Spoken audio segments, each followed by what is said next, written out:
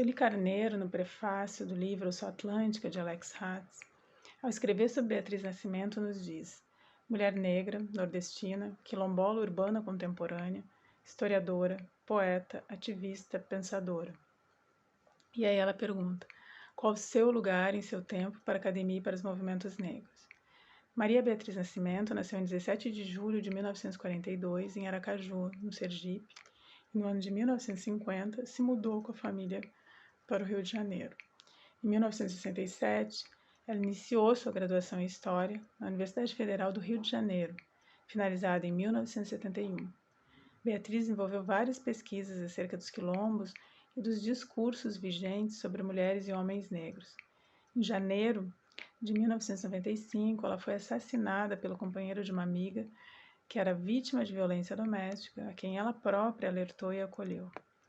Além de textos específicos na área de história, sua produção intelectual envolveu literatura e artes. Beatriz concedeu diversas entrevistas e escreveu diversos artigos em revistas e jornais de grande circulação nacional, tais como o Folhetim da Folha de São Paulo, Isto É, Jornal Maioria Falante, Última Hora e Revista Manchete. Ela também escreveu em periódicos, Revista de Cultura Vozes, Estudos Afro-Asiáticos e Revista do Patrimônio Histórico e Artístico Nacional. Textos como Por uma História do Homem Negro, Negro e Racismo, A Mulher Negra no Mercado de Trabalho, Nossa Democracia Racial, Conceito de Quilombo e a Resistência Cultural Negra, entre outros, além da autoria de sua obra-prima, o documentário Ori.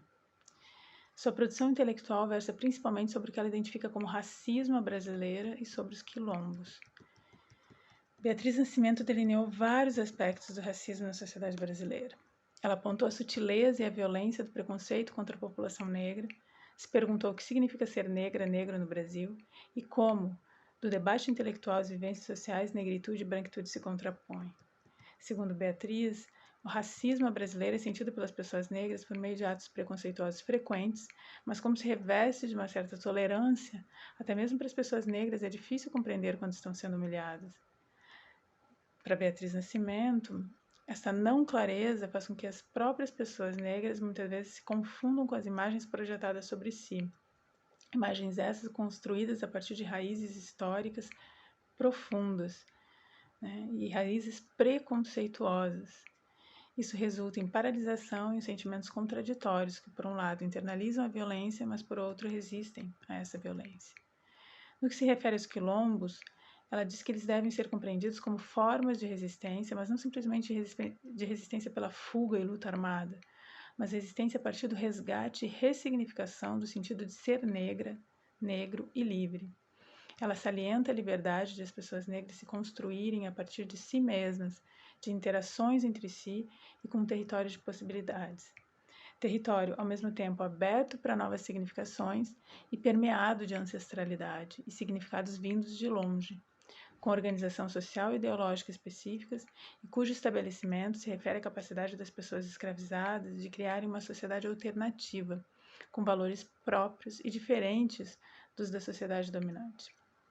O principal objetivo de Beatriz Nascimento nas suas pesquisas sobre os quilombos foi trazer à luz a capacidade das pessoas negras de empreenderem uma organização social própria, com cultura e relações próprias, mostrando que isso não se fechou no passado.